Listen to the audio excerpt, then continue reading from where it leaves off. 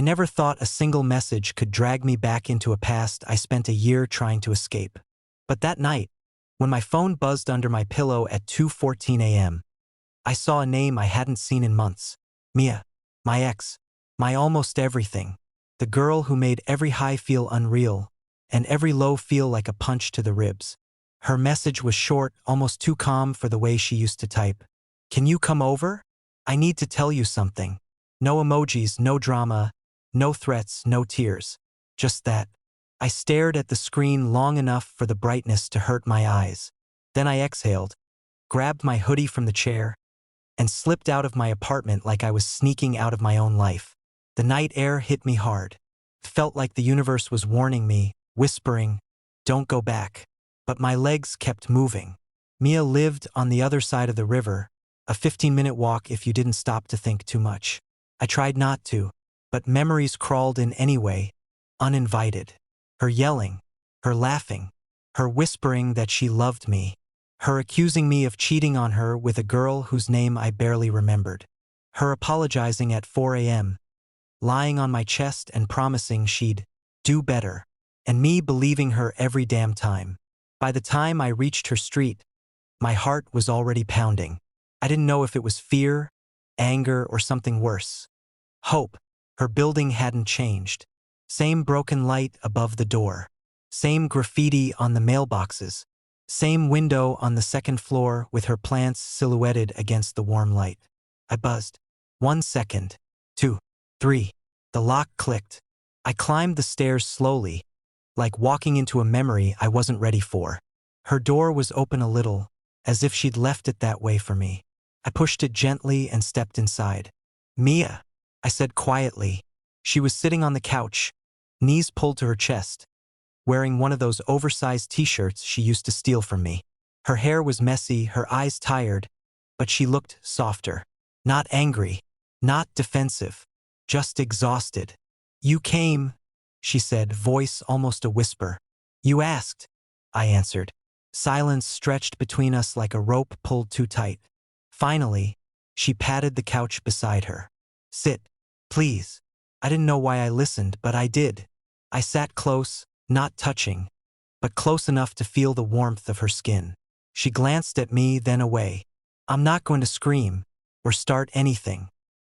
I know I messed everything up. That alone shocked me. Mia never admitted things like that. What's going on? I asked. She took a long breath. I broke up with Liam. I blinked. Her rebound. The guy she got with 2 weeks after we ended. The guy she swore she loved differently. Oh, I said. Came out colder than I intended. She nodded slowly. Yeah, it was bad. He wasn't who I thought he was. You okay? She let out a shaky laugh. Not really. Another pause. I shouldn't have called you, she whispered. You're the last person who owes me anything. But when everything fell apart tonight, you were the only one I wanted to talk to. My chest tightened. I hated that part of me liked hearing that. Mia, I said carefully, why am I here? She looked at me, really looked. Her eyes weren't angry, weren't manipulative, weren't searching for excuses. They were full of something I didn't recognize on her. Fear. I need to tell you something, she said. And I need you not to walk out until I'm done. I swallowed. Okay. Her voice trembled.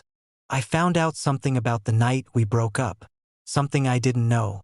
Something I think you deserve to hear. My pulse jumped. What is it? She hesitated, lip trembling, fingers twisting in her shirt. It wasn't your fault, she whispered. What happened that night? The thing I accused you of. The messages I showed you. She stopped, closed her eyes, breathed out hard. I need to start from the beginning, she said. If I say it all at once, you'll hate me more than you already do. I didn't say anything. I didn't breathe. She looked down at her hands.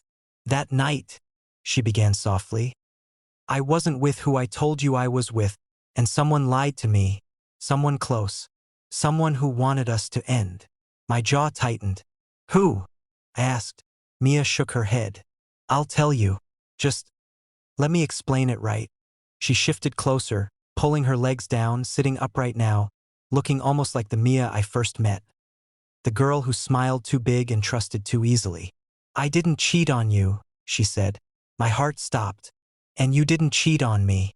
Someone made me think you did. Someone I trusted more than anyone." I stared at her. My mind went blank. "Mia," I started. She cut me off gently. "I know you won't believe me yet. I wouldn't believe me either. But it's all real. And it gets worse." Her voice cracked. "Because the person who lied, who ruined us, he's still around." "Who?" I repeated, sharper. She looked up, eyes glassy but steady. "Liam," she whispered. "It was him. It was always him." My stomach tightened. "What are you talking about?" "He wasn't just jealous of you," she said softly. "He hated that I chose you. He hated that I was happy with you. And he did everything he could to make sure it didn't last." I stared at her, waiting. "The night we broke up, he showed me things. Messages, screenshots, proof that you were cheating." She paused. "But they were fake. All of them. Edited. Manipulated. He made them." My jaw clenched. "And you believed him." "I trusted him," she whispered. "More than I should have. More than anyone. He'd always been my friend. My closest friend. I didn't think he could ever hurt me." I felt anger rising in my chest. "So he lied. He hacked us. He set everything up." Mia nodded. "He wanted us to end. And he wanted me dependent on him. And I wasn't smart enough to see it." I leaned back, running a hand through my hair. My voice came out low. "Why tell me this now?" She took a shaky breath. "Because he came here tonight. And he wasn't acting like himself. He was calm. Too calm. Like he'd already decided something." "What did he say?" "That I shouldn't reach out to you. That digging up the past would make things worse. Then he said I should have let you disappear." Her voice broke. "And he smiled when he said it." A chill slid down my spine. Before I could answer, her phone buzzed on the table. The screen lit up with his name. Mia stared at it, terrified. "Liam? Is he there?" Another message appeared immediately. "Liam, don't make me come back up." Mia covered her mouth with her hand. The buzzer rang downstairs. Once, twice, then silence. I stood up, listening. Footsteps in the hallway. Slow, steady. A knock on the door. Not loud, controlled, almost gentle. "Mia," Liam called through the wood, his voice calm. "Open the door." She shook her head violently, backing away. Another knock. "I'm not here to hurt you," he said lightly. "I just want to talk." His tone made my skin crawl. Silence stretched, heavy and suffocating. Then, "I know he's inside." Mia grabbed my arm, her fingers cold. "Please," she whispered. "Don't say anything. Don't move." But the handle rattled sharply, like someone testing the lock. Then it stopped. "Mia," Liam said quietly. "Don't make me repeat myself." A long pause. "You shouldn't have brought him back into this." The hallway fell silent again, but it wasn't the kind of silence that brings relief. It was the kind that presses against your ears, thick and expectant. Like the air itself was waiting for something to happen. Mia's grip on my arm tightened. I could feel her pulse through her fingertips, fast and uneven. "Don't go near the door," she whispered. "I didn't plan to. Not yet." Behind the thin wood, Liam exhaled slowly. Too slowly, like someone rehearsing patience. "You know," he said, almost conversational, "I tried to warn you. Both of you. I really did." His fingers brushed the door. We heard it. A soft scrape of skin on paint. "But you didn't listen." Mia took a shaky step back. "He's not leaving," she mouthed. I stayed completely still. Liam's tone changed, lower, colder.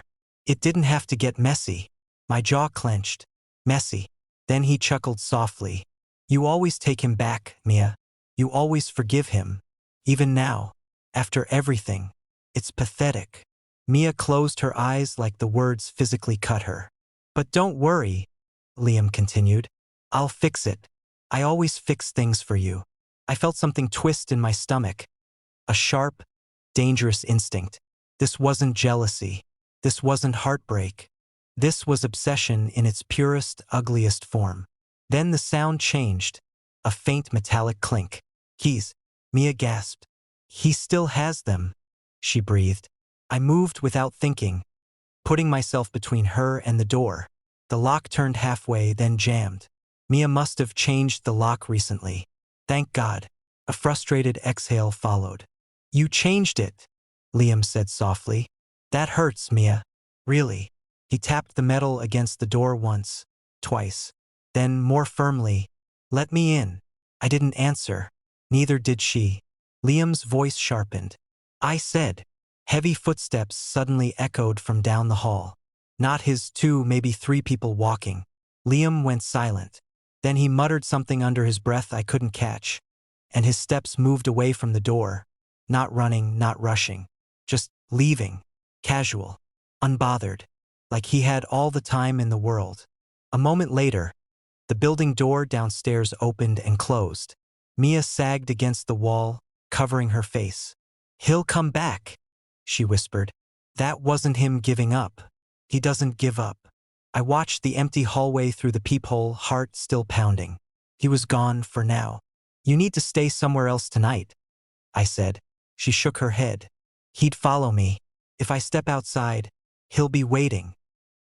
He won't try anything if I'm with you. You don't understand, she said. He will. That's the problem. I took a breath, trying to think clearly. Mia, how long has he been like this? Really like this? She hesitated. Then, a year. Since we broke up? No, she said, voice cracking. Since before. I just didn't see it. I thought he was protective. Loyal. I thought he cared. But the night he convinced me you cheated. The look in his eyes. I should have known something was wrong. Her hands trembled as she pulled her knees to her chest. He told me he'd take care of everything. I didn't understand what he meant. I thought he meant the pain. The breakup. I didn't realize he meant you. I sat beside her, not touching, but close. What does he want now? I asked. Control, she whispered. He wants me scared, alone, dependent on him again. And he thinks you ruined that. I exhaled slowly. Then he won't stop. No, she said softly. He won't.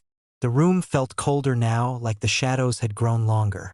Then her phone buzzed again. One message. From him. Mia didn't touch it. I leaned closer. The preview line on the screen read, I'm coming back when he leaves. Mia stared at it, frozen. He won't let this go, she whispered. I finally looked at her, fully, seriously. Then I'm not leaving. Her throat bobbed with a slow, deliberate swallow. Then, in a voice so thin it almost wasn't there, she said, someone who shouldn't be real. The room seemed to tilt. A draft slipped under the door, brushing cold across my ankles. Though every window was shut, I stepped closer. What does that mean? She didn't blink. He followed me. My pulse kicked. From where? She shook her head.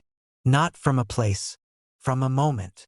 Before I could ask, she pressed her palms flat against the table as if bracing against a tremor only she could feel. I tried to ignore him at first, she whispered.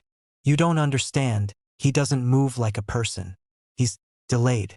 Like he's trying to match the world but can't keep up. A chill crept down my spine. And every time I turn, she continued, he's closer. Not walking. Not rushing.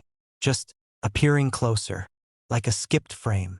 I opened my mouth, but the look in her eyes stopped me. This wasn't fear of something imagined.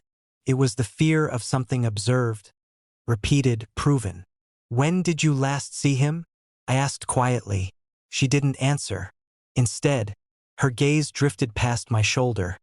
Slowly, dreadfully slowly, as if drawn there, as if following something. I froze. The air behind me thickened. Waited.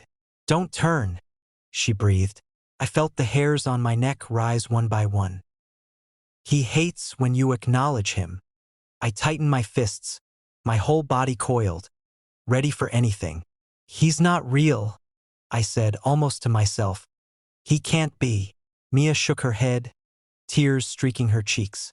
He is, and he's always been. Even when we thought we were safe, he was there. A long silence followed. The apartment felt impossibly small, every shadow a threat. Then the front door creaked. Slow, deliberate.